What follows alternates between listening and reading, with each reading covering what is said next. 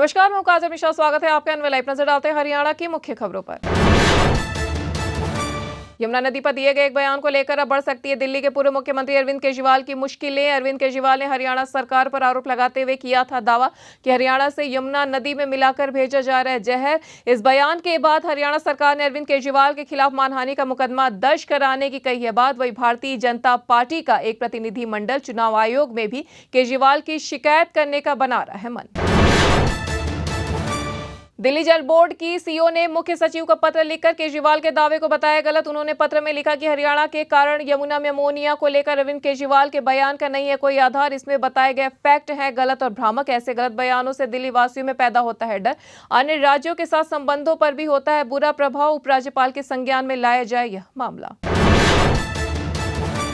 हरियाणा सरकार के 100 दिन पूरा होने के बाद सीएम नायब सैनी ने चंडीगढ़ में साझा किया आगे का रोड मैप। सीएम सैनी ने किया ऐलान कि प्रदेश में आईएमटी खरखौदा की तर्ज पर 10 नए अति आधुनिक औद्योगिक शहर बनाने की है घोषणा। मुख्यमंत्री ने प्रदेश के विकास के लिए कई नए प्रोजेक्ट का भी किया ऐलान। प्रधानमंत्री नरेंद्र मोदी अंबाला में डोमेस्टिक एयरपोर्ट का करेंगे उद्घाटन। ऊर्जा एवं परिवहन मंत्री अनिल विज ने की इसकी पुष्टि। इस एयरपोर्ट में अब तक 2 घरेलू उड़ानों को मिल चुकी है मंजूरी।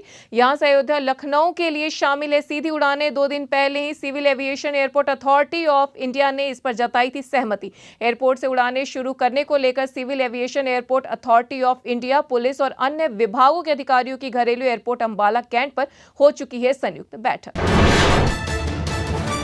हरियाणा में निकाय और दिल्ली विधानसभा चुनाव से पहले डेरा सच्चा सौदा प्रमुख राम रहीम को मिल गई है 30 दिन की पैरोल। साल 2017 में साधुए से यौन शोषण और मर्डर केस में सजा होने के बाद 12वीं बार जेल से बाहर आए राम रहीम। दिल्ली में 5 फरवरी को विधानसभा चुनाव के लिए होगी वोटिंग। 8 फरवरी को आएगा रिजल्ट। इसके बाद फरवरी महीने के पहले हफ्ते में हरियाणा में 8 नगर निगमों और 32 परिषदों में हो सकते हैं चुनाव। हरियाणा में जन्म के समय लिंगानुपात में लगातार गिरावट दर्ज किए जाने के बाद अलर्ट हो गई है सरकार की ओर से दिए गए ऑर्डर कि अब प्रदेश में गर्भवती महिला का गर्भाधान के तीसरे महीने किया जाए रजिस्ट्रेशन।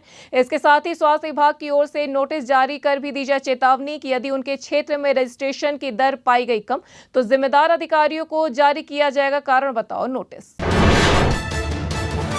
करनाल की मंगल कॉलोनी में एक युवक और उसके परिवार पर 20 हमलावरों ने घर में घुसकर कर दिया जानलेवा हमला। चाकू, लाठी और अन्य हथियारों से लैस इन हमलावरों ने न केवल परिवार के सदस्यों को पहुंचाई चोट बल्कि घर की प्रॉपर्टी के साथ भी की तोड़फोड़। इतना ही नहीं, जब पीड़ित को घायल अवस्था में ले जाया जा रहा था अस्पताल तो उस वक्त भी आरोपियों ने रोका उनका रास्ता और कर दिया हमला। पीड़ित ने पुलिस को की है मामले की शिकायत। हरियाणा के पलवल में स्कूल वैन से गिरकर 3 साल के मासूम बच्चे की हो गई मौत। वह एक निजी स्कूल में पढ़ रहा था। प्ले क्लास में चलती वैन की खिड़की खुलने से नीचे गिरा था बच्चा। पुलिस ने स्कूल मैनेजमेंट और ड्राइवर पर दर्ज किया है केस। मामले में की जा रही है छानबीन। खून से लथपथ बच्चे को मां की गोद में देकर भाग गया था ड्राइवर।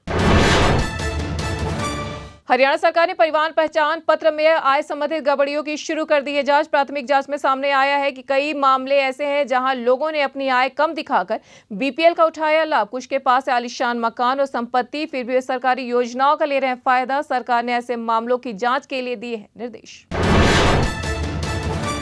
हरियाणा में समय से पहले कम हो गई है ठंड। दिन के तापमान में लगातार हो रही है बढ़ोतरी। ऐसे में किसानों की बढ़ने लगी मुश्किलें। कुछ दिन और न हुई बारिश और ऐसे ही बढ़ता रहा दिन का तापमान तो समय से पहले सुनहरी हो जाएगी अगेती गेहूं की फसल और गेहूं के उत्पादन पर 5 से 25% तक पड़ सकता है असर। हरियाणा में इस बार करीब 37 लाख एकड़ में की गई है गेहूं की बिजाई। तो ये थी हरियाणा की अब तक की मुख्य खबरें। ऐसे तमाम खबरों से जुड़े रहने के लिए देखते रहिए एनवन लाइव।